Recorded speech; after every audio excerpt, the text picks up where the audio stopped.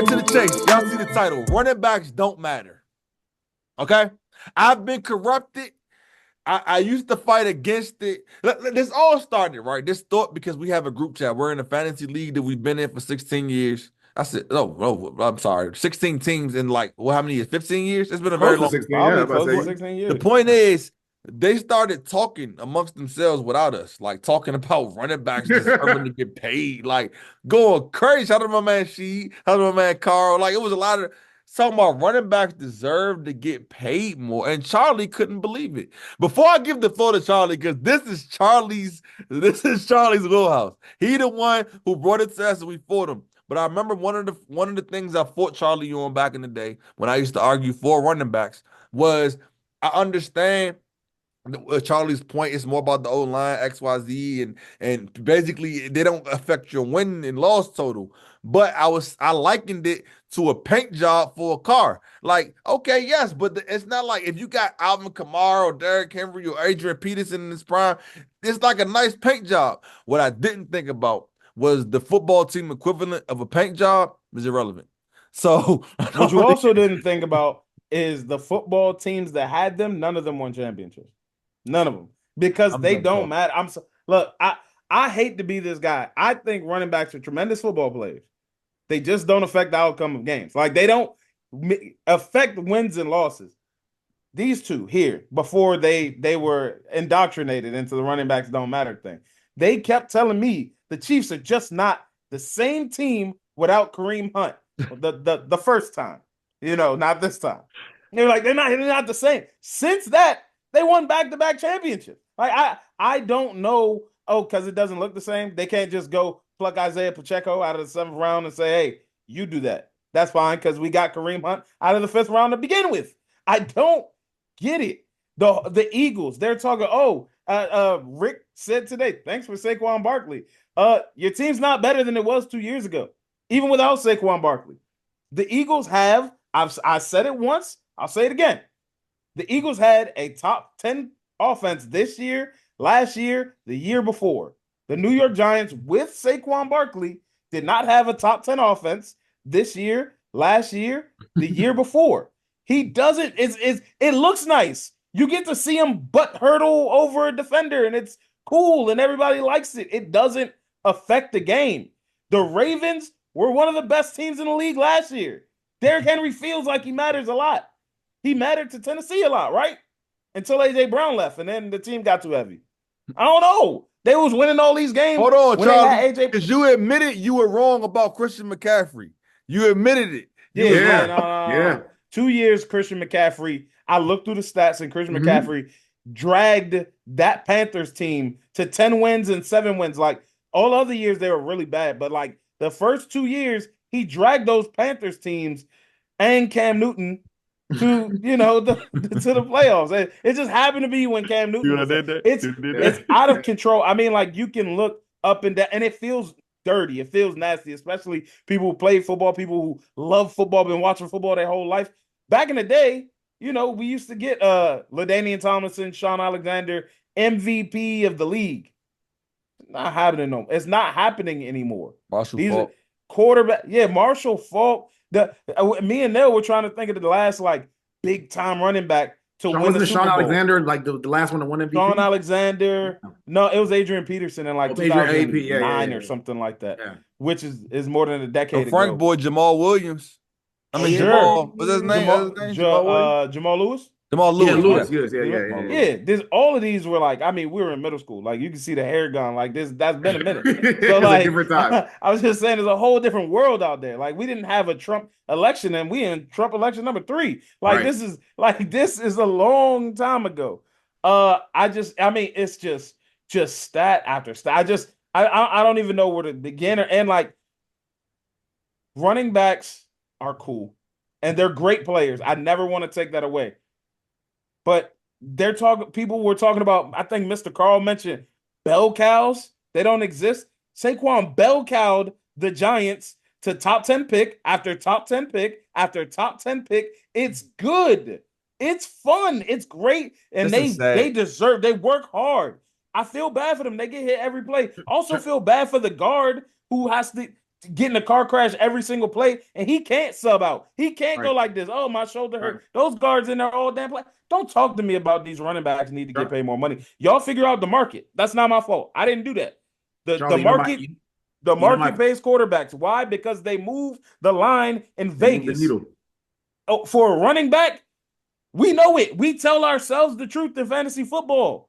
When a running back gets hurt, run to the waiver wire, get their backup. Period. They're gonna give you close to the same numbers. We know the truth. Look, when Le'Veon Bell was the king, Godwin. Le'Veon Bell was going crazy. D'Angelo Williams will come in and do the same. What's the problem? What is the problem? I was about to say, Jordan Charlie, Mason been holding you down, Frank. Yeah, I know, but you're Charlie. So whatever, man. Here's my thing, right? It's very funny when we talk about this because the tenor of the conversation was about they need to get paid more, and I was like, under which structure does that actually make any sense, right? Because I liken them to like lots of other things, right?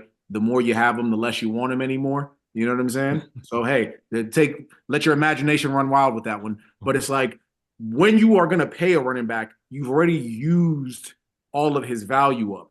You want me to pay a 27 or a 28-year-old with 250 carries for 5 years so that he like Leonardo die on the DiCaprio. field in week 3? Like, and what's crazy is that Charlie's highlighted this so often.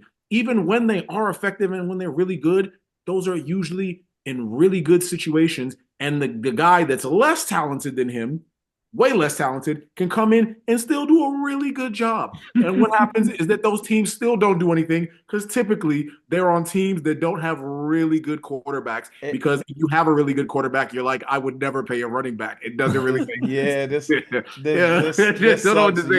This sucks. Your Leonardo DiCaprio comp makes a lot of sense. Like, hey, you know, when you get Saquon Barkley and you know he start getting up there in age, you're like, I can just get another one of you guys just younger. 45 and under, bro. Like, hey, 45 and under. I'm just saying, like Tyrone Tracy came in there and he's looked like a dominant force.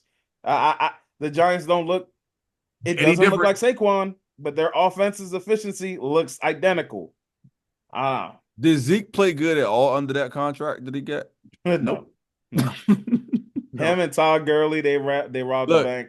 I'll just say like this, guys. I mean, the Saints just let Bryce Young get his first one of the season, and Kamara went off. What he had like 160 yards. No. What about the Jets? What about the Jets beating the Texans? Joe Mixon clearly outplayed Breece Hall.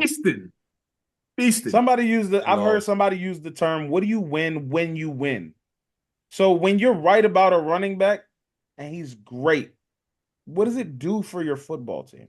Like you say, Derrick Henry had to go to a team that was already good to make it matter. Like it's wild, bro. When you're a quarterback and you matter, or a tackle when you matter, and a receiver and out of nowhere you matter. Even honestly, tight end.